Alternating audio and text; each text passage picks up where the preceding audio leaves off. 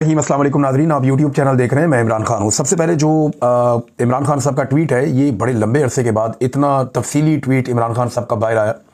और ये जो ट्वीट है, ये 3 ट्वीट्स के ऊपर उनकी पूरी तहरीर आई है, क्योंकि इमरान खान साहब की फैमिली वहाँ पर मौजूद थी, कुछ जर्नलिस्ट भी वहाँ मौजूद थे, वकला भी मौजूद थे, और एक समात है जो बड़ी लंबी चली है। अब उस समात में इमरान खान साहब ने जो बातें की वो सारी फिर रिपोर्ट की गई उनके ट्विटर अकाउंट के ज़रिए से। इमरान खान साहब ने जो ट्वीट किया ये बड़ा इंपॉर्टेंट है, इसमें बहुत सारी अहम चीज़ें हैं और कुछ अहम हदायत भी हैं जो इमरान खान साहब ने दी हैं, और ये उन्हें बड़े अरसे के बाद मौका मिला कि वो इतनी तफसील के साथ बात करें। रात के ये ट्वीट जो है ये मंजर आम पे आए। इसके 3 हिस्से हैं, क्योंकि एक मरतबा में इतनी लंबी तहरीर लिखी नहीं जा सकती ट्विटर पर। तो इमरान खान साहब ने क्या कहा, जरा ये गौर से सुनिएगा, इसमें आपको पूरा मंजरनामा नजर आ जाएगा कि इमरान खान साहब कहाँ लेकर जाना चाहते हैं तहरीक को, सिचुएशन को, और वो क्या देख रहे हैं इस वक्त, वो किस सिचुएशन में है। वो ये कहते हैं जी, कॉमनवेल्थ की 8 फरवरी के इलेक्शन पर जो रिपोर्ट लीक हुई है उसने भी इंतखाबी धांधली का पोल खोल दिया कि कैसे बेशर्मी और ढिठाई से हमारा मैंडेट चोरी किया गया। कॉमनवेल्थ के मुताबिक ये रिपोर्ट पहले ही सरकारी सतह पर हुकूमत पाकिस्तान को दे दी गई थी, मगर यहाँ सिकंदर सुल्तान राजा जैसे बेज़मीर लोग हैं जिन्होंने इंतखाबी चोरी की सहूलतकारी समेत उस पर पर्दा डालने में भी भरपूर किरदार अदा किया। पाकिस्तान में वोट चोरी का कानून सख्त है और ऐसा करने पर आर्टिकल 6 का निफाज होता है। याद रखें, गद्दारी का मुकदमा है ये, और गद्दारी की सज़ा पाकिस्तान के अंदर फिर वो आप जानते हैं, ये हाई ट्रीजन केस है, बड़ा केस है, आर्टिकल 6। लेकिन मुल्क में इस वक्त आसिम ला के सिवा सब कानून ख़त्म हो चुके हैं। यहाँ पर लियाकत चट्टा जैसे लोग काबिल तहसीन हैं जिन्होंने अपने ओहदे पर ज़मीर की आवाज़ को तरजीह दी। इस चोरी के बाद अवाम का कत्लेआम किया गया और 26वीं आइनी तरमीम की गई। इस तरमीम के खिलाफ भी जिन जजेस ने आवाज़ बुलंद की वो तारीफ़ के काबिल हैं। धांधली पर कायम हुकूमत को कानूनी तौर पर कबूल करने का वक्त अब ख़त्म हो चुका है, इसीलिए सेनेट और पार्लिमानी कमेटियों से इस्तीफे दे दिए गए हैं। अपने अरकान पार्लियामेंट को पैगाम देना चाहता हूं कि मुल्क में नाफिज आसिम लॉ से बिल्कुल ना घबराएं, ना ही जेल से घबराएं। एक फर्द वाहिद अपने इक़्तिदार की हवस को पूरा करने की खातिर आपको दबाना चाहता है। आप जितना इनसे डरेंगे ये उतना ही आपको दबाएंगे। आप हक पर हैं और हक और सच इंसान को बहादुर बनाता है और हक की ही फतह होती है। ये जी पहला हिस्सा था, और इसमें आसिम मुनीर साहब को उन्होंने डायरेक्टली इमरान खान साहब ने रगड़ा दिया कि जनाब ये आपको डराते हैं, ये फर्द वाहिद है, ये अपने इक़्तिदार की हवस पूरी करना चाहता है, इस तरह इमरान खान साहब ने कहा, और ये आप सबको दबाना चाहता है। आप जितना डरेंगे ये उतना आपको दबाएगा, और आप हक पर हैं, हक और सच इंसान को बहादुर बनाता है और हक की ही फतह होती है। अब आ जाए इसका जो दूसरा हिस्सा ट्वीट का, उसमें इमरान खान साहब ने अब अफगानिस्तान, पाकिस्तान और ये जो अमन अमान के और दहशतगर्दी के मामला हैं इनको एड्रेस किया है। अफगानों और कबायली अवाम के साथ भी 9 मई की तरफ पर ही एक फॉल्स फ्लैग रचाया जा रहा है। जब से आसिम मुनीर को चार्ज मिला है, अफगानिस्तान के साथ ताल्लुकात जानबूझकर बिगाड़े जा रहे हैं और उन्हें मुसलसल पाकिस्तान से जंग शुरू करने पर उकसाया जा रहा है ताकि मौजूदा अफगान हुकूमत की मुखालिफ लॉबी को खुश किया जा सके और मगरब के सामने एक निजात दहिंदा बनने की कोशिश की जाए। सबसे पहले अफगान हुकूमत को संगीन धमकियां दी गई, फिर मजहबी, इखलाकी और पनागजीनों के आलमी हकूक की खिलाफ वर्जी करते हुए 3 नस्लों से पाकिस्तान में मुकीम अफगान भाइयों को धक्के देकर मुल्क से निकाला गया। उसके बाद अफगानिस्तान की सरजमीन पर हमले किए गए और अब यह कहकर दहशतगर्द आ गए हैं, कबायली इलाकों में ऑपरेशन लॉन्च कर दिए गए हैं। इन पॉलिसियों की वजह से हर जानिब हमारे ही लोग शहीद हो रहे हैं। पुलिस एहलकार, फौजी और आम बेगुनाह लोग जो शहीद हो रहे हैं सब हमारे अपने हैं। इस तर्ज अमल से कभी अमन कायम नहीं होता, पायदार अमन हमेशा बातचीत से कायम होता है। अच्छा, यहाँ इमरान खान साहब ने एक बड़ा टेक्निकल नुकता उठाया।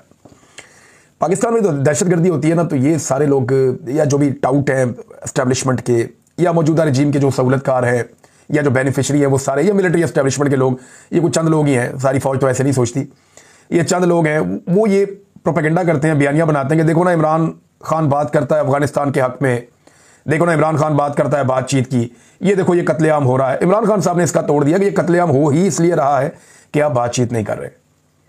अल्टीमेटली आपको बातचीत करनी पड़ेगी, जितनी मर्जी आप लड़ाई करें। यूक्रेन और रशिया की लड़ाई गुज़िश्ता 3.5 साल से लगी हुई है। एक दिन आएगा वो बैठेंगे और बातचीत करेंगे, मसला हल हो जाएगा। ये मसले जो है वो टेबल पर ही हल होते हैं। ये मुमकिन नहीं है कि आप टेबल के बगैर मसला हल कर दें। आपको अफगानिस्तान फतह नहीं करना और उन्होंने पाकिस्तान फतह नहीं करना। तो इमरान खान साहब ने कहा कि पायदार अमन बातचीत से ही होता है। अब अफगानिस्तान और कबायली इलाकों में अमन के क़याम के लिए 3 फरीकों को साथ लेकर चलना नागुज़ीर है। सबसे पहले पाकिस्तान के कबायली इलाकों की आवाम, दूसरे अफगान हुकूमत और तीसरे अफगानिस्तान की आवाम। यानी जो कबायली लोग हैं उनको, जो अफगान लोग हैं उनको, और जो हुकूमत है अफगानिस्तान की उसको आपको लेना पड़ेगा ऑन बोर्ड। इन तीनों फ्रीकैन की मदद के बगैर कोई कामयाब ऑपरेशन या कोई पायदार हल नहीं हो सकता। खैबर पख्तूनख्वा में कुछ करने की कोशिश है, जो कुछ करने की कोशिश है वो सिर्फ तहरीक इंसाफ की हुकूमत को गैर मकबूल करने के लिए है। मिलिट्री ऑपरेशन से दहशतगर्दी मजीद बढ़ेगी और जब पुलिस इस बढ़ती हुई दहशतगर्दी को कंट्रोल करने में लगेगी तो गवर्नेंस और अमन व अमान का बेड़ा गर्क हो जाएगा। ऐसी ही पॉलिसी ANP के दौर में भी अपनाई गई थी। खैबर पख्तूनख्वा के तमाम MPAs, MNAs और सेनेटर्स वज़ीर आला के साथ बैठकर वहाँ के मसाइल का जल्द अज जल्द हल निकालें। खसूसी तौर पर जिन इलाकों में सैलाब आया है वहाँ अमन कायम रखने के लिए खसूसी इक़दाम किए जाएँ। हमारे इत्तेहादी महमूद खान अचकज़ई की क़यादत में एक अमन वफद लेकर अफगानिस्तान जाए और वहाँ बातचीत से मसाइल का हल तलाश करें। अली बिन गंडापुर को वो कहता है जी कि मेरे पास पासपोर्ट ही नहीं है। वैसे कहानियाँ बहुत अजीब हैं गंडापुर साहब की। आज तक उन्होंने जो कहानियाँ सुनाई पाकिस्तान की तारीख में कोई सियासतदान ऐसी कहानियाँ नहीं सुना सका। कभी वो बेशुमार पहाड़ क्रॉस करके कई ज़िले पार कर जाते हैं और वो भी एक रात के पहर में कर जाते हैं, रातों रात। जो काम लोग सुपर फिट ह्यूमन बींग्स नहीं कर सकते वो गंडापुर साहब कर गए और वो ह्यूमनली पॉसिबल ही नहीं है। बहुत ही अजीब काम किया उन्होंने। कभी इमरान खान कहते हैं डी चौक जाओ तो वो डी चौक ही नहीं जाते। कभी वो कफन पहन के निकलते हैं, लोगों को बोलते हैं कि मौत के मुंह में हमने जाना है, हमारे जनाजे पढ़ देना, फिर वहाँ पे लाशें छोड़ के खुद भाग जाते हैं। तो बहुत अजीब अजीब काम किए गंडापुर ने। फिर वो कहते हैं मैं 90 दिन के बाद सियासत छोड़ दूंगा अगर इमरान खान बाहर ना आया तो। अब ये बयान भी उनका 12 जुलाई का है। 12 अगस्त 12 सितंबर 2 महीने और 2 दिन तो गुजर गए और 2 महीने और तीसरा दिन अब जारी है। पीछे 27 दिन रह गए हैं। अब गंडापुर साहब वादे के मुताबिक क्या रिज़ाइन करेंगे, क्या वो सियासत छोड़ेंगे, ये एक सवाल तो है, लेकिन मैं अच्छी तरह जानता हूं कि नहीं छोड़ेंगे क्योंकि उन्होंने बड़ी मुश्किल से जो है वो ये ओहदा हासिल किया है और इमरान खान साहब की बातें वो मान नहीं रहे और इसीलिए नहीं मान रहे। यानी वो कहते हैं मेरी इमरान खान से मुलाकात नहीं होने दी जाती। अंदाज़ा करें आप, क्या कोई वज़ीर आला इतना बेबस हो सकता है? कभी हमने तारीख में सोचा भी नहीं, सुना भी नहीं, लेकिन यहाँ पर हम देख रहे हैं बहुत अजीब अजीब चीज़ें हम देख रहे हैं। जी मेरा पासपोर्ट नहीं है मेरे पास, ये भी बहुत अजीब चीज़ है। जी मैं अफगानिस्तान नहीं जा सकता। तो इमरान खान साहब ने कहा अचकज़ई साहब को भेजें, लेकिन अचकज़ई साहब जो है वो जो अफगानिस्तान में तालिबान हुकूमत है उसके वो इतने हामी नहीं है। लेकिन यह कि अगर तालिबान और अचकज़ई साहब चाहें तो वो बैठकर बात कर सकते हैं। जो तालिबान के मुखालिफ फोर्सेस थी अफगानिस्तान में, गालिबन उनके साथ ज़्यादा बेहतर ताल्लुकात पाकिस्तान के अंदर जो अचकज़ई साहब हैं या इस तरह के जो दीगर लोग हैं उनके अच्छे ताल्लुकात रहे हैं, जैसे ANP है, बाकी जमातें हैं। लेकिन अचकज़ई साहब अगर बात करें और इमरान खान साहब की जानिब से उनके पास मैंडेट है और खैबर पख्तूनख्वा की हुकूमत भी उन्हें मैंडेट देती है, तो फिर तो वो बात करेंगे। तालिबान इतने समझदार हैं, उन्होंने अमेरिका से बात की है तो वो इनसे बात क्यों नहीं करेंगे। इमरान खान साहब ने अपने केसेस के बारे में कुछ बताया। वो ये कहते हैं कि अडियाला में मेरा नाम नेहाद ट्रायल कोई जज नहीं, एक ISI का कर्नल चलवा रहा है जो आर्मी चीफ आसिम मुनीर से हदायत लेता है। ये सिविल नहीं मिलिट्री ट्रायल है। पाकिस्तान में इस वक्त जो भी हो रहा है आसिम लॉ के तहत हो रहा है और मुसलसल आइन और कानून की धज्जियाँ उड़ाई जा रही हैं। मुझ पर 300 से ज़ायद बेबुनियाद मुकदमा दर्ज किए गए हैं जिनका मैं सामना कर रहा हूँ और कोई डील किए बगैर अदालतों से इंसाफ लेकर ही बाहर आऊँगा। हमारी जमात पर हर तरह का जुल्म ढाया गया। अगर मेरिट पर फैसला किया जाए तो मैं और मेरी अहलिया आज ही रिहा हो जाएं। मेरे और मेरी अहलिया बुशरा बेगम के तमाम इंसानी हकूक़ पामाल हैं। हमें आम कैदियों वाली सहूलियात से भी महरूम रखा गया है। मेरी किताबें तक रोक ली जाती हैं। 8 माह में सिर्फ एक बार मेरी बच्चों से बात करवाई गई है। जजों की मेरे मुकदमात में कोई हैसियत नहीं, ना मेरे मुकदमात का ट्रायल जज आज़ादाना तौर पर कर सकते हैं, बल्कि एक कर्नल जो कहता है वही फैसला करते हैं। वो कर्नल आसिम मुनीर के अहकामात पर चलता है। अभी सिर्फ ये पैराग्राफ में 4-5 दफ़ा आसिम मुनीर का नाम आ गया। 10 दफ़ा से ज़्यादा शायद इमरान खान साहब ने आसिम मुनीर साहब का नाम लिया है इन ट्वीट्स के अंदर। फैमिली गई थी ना अंदर, कोई और गया हुआ था तो कभी बाहर ही ना आता नाम। मैं अपनी तमाम पार्टी को कहता हूँ कि आप सब मुत्तहिद रहें। जुल्म का निज़ाम ज़्यादा देर कायम नहीं रहेगा। आप सबके लिए लाजिम है कि मेरी ट्वीट को रीट्वीट करें ताकि मेरे पैगाम पर इत्तेहाद कायम रहे। खैबर पख्तूनख्वा में अच्छा ये ट्वीट को रीट्वीट करने का इमरान खान साहब ने कहा। चंद जो बड़े मशहूर लोग हैं पाकिस्तान तहरीक इंसाफ के, उनका मैंने चेक किया। जुनैद अकबर साहब ने ट्वीट को रीट्वीट किया, फैसल अमीन खान ने ट्वीट को रीट्वीट किया, ये अली अमीन गंडापुर के भाई हैं। शानदाना गुलजार साहबा ने ट्वीट को रीट्वीट किया है, आतिफ खान ने किया है, फैसल जावेद खान ने किया है, शाहिद खटक, बाकी ऐसे बहुत सारे लोग हैं जिन्होंने ट्वीट को रीट्वीट किया। जिन्होंने नहीं किया उनमें सलमान अकरम राजा साहब हैं, बैरिस्टर गौर साहब हैं, शेर अफजल मरवत साहब इमरान खान साहब के अभी भी वफादार साथी होने के दावेदार हैं, उन्होंने भी नहीं किया। शहरयार अफरीदी साहब ने ट्वीट को रीट्वीट नहीं किया। अली मोहम्मद खान साहब है, दीगर बहुत सारे और लोग भी हैं, ये लंबी लिस्ट है जिन्होंने ट्वीट को रीट्वीट नहीं किया इमरान खान साहब की वाज़ेह हदायत के बावजूद। आखिर में इमरान खान साहब कहते हैं जी खैबर पख्तूनख्वा में एक ग्रैंड जलसे का ऐलान किया जाए जिसमें पूरे मुल्क से लोग शरीक हों और इस स्याह रात के खिलाफ खड़े हो जाएं। पूरे मुल्क से इमरान खान साहब ने बुलाया पाकिस्तान तहरीक इंसाफ के लोगों को कि वो 27 कि वो पहुंचे खैबर पख्तूनख्वा में। जो तारीख उसके लिए आई है वो हफ्ते का रोज़ होगा और 27 तारीख होगी जो अब तक तारीख सामने आई है। पाकिस्तान तहरीक इंसाफ ने इसका ऐलान भी कर दिया है। जुनैद अकबर साहब ने इसको ट्वीट करके बताया कि कायद इमरान खान साहब के हुक्म पर 27 सितंबर को पेशावर में तारीखी जलसा होगा। गंडापुर साहब ने भी उसके लिए दरख्वास्त की है लोगों से कि आप आ जाएं, हमारे घर हमारे दरवाजे आपके लिए खुले हैं, पेशावर पहुंचे सारे, किसी किस्म की सख्ती या रुकावट नहीं होगी, सब लोग पेशावर में आएँ और एक बड़ा भरपूर जलसा करें। ये पाकिस्तान तहरीक इंसाफ के लिए एक बड़ा चैलेंज होगा ये जलसा, क्योंकि काफ़ी मायूसी फैलाने की कोशिश की गई है तहरीक इंसाफ में और लोगों को अब मौजूदा जो क़यादत है लोगों को उनसे भी शिकवे हैं। ख़ासतौर पे जो गंडापुर साहब है उनकी मकबूलियत बहुत ज़्यादा कम हुई है। अगर वो किसी जलसे में किसी जगह पे मेहमान खुसूसी है या मेन उनकी एक तकरीर है तो उससे तो बात ख़राब होती है। हाँ, ये है कि इमरान खान साहब की बहनें अगर वहाँ पे आए या उनकी वाइफ मौजूद होती बाहर बुशरा बीबी तो शायद सूरत कुछ और होती, या अगर मुराद सईद वहाँ पे जलसे में आ जाते तो एकदम पूरा खैबर पख्तूनख्वा नहीं पूरा पाकिस्तान निकल कर आता। इमरान खान साहब का उन्हें लोग वफादार साथी समझते हैं, लेकिन यहाँ अली अमीन गंडापुर साहब जो है अब वो मेरे ख्याल में क़यादत करेंगे इस जलसे की, तो अब काफ़ी जोर लगाना पड़ेगा। माजी से सूरत कुछ मुख्तलिफ है, देखते हैं कि पाकिस्तान तहरीक इंसाफ इस जलसे को कितना कामयाब करती है।